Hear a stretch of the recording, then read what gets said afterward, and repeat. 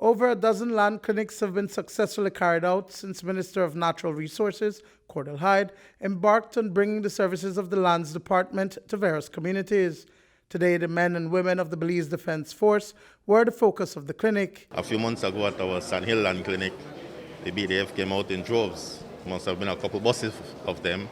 And so we promised them that they don't need to subject themselves to that we'll bring a special operation for them here.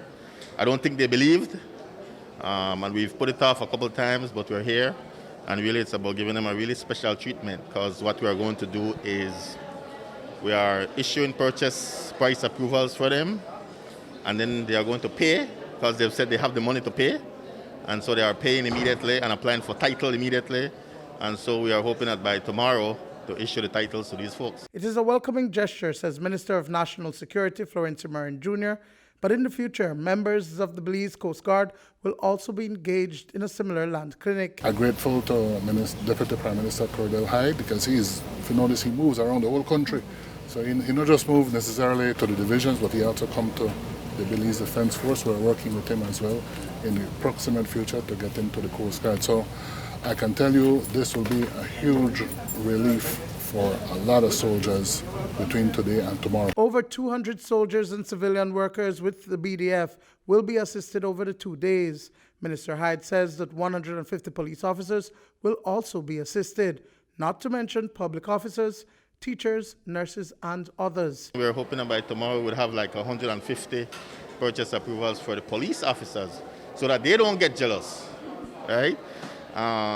We have a firm outstanding commitment to our police officers, our nurses, the medical and dental people, workers from NICH, stevedores, and we do have some outstanding ones for the teachers.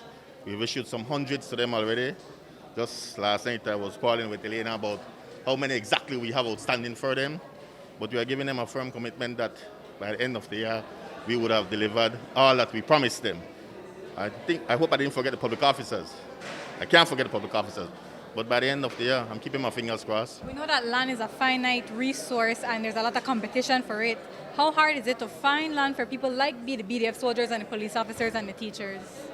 Well, it's hard, and it isn't, in the sense that we have this firm commitment. So whenever we come upon land, we do our best to ensure that we prioritize these persons who have given tremendous service to the country over years.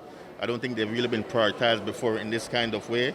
And so we are trying to make good on that. Duane, Moody for News 5.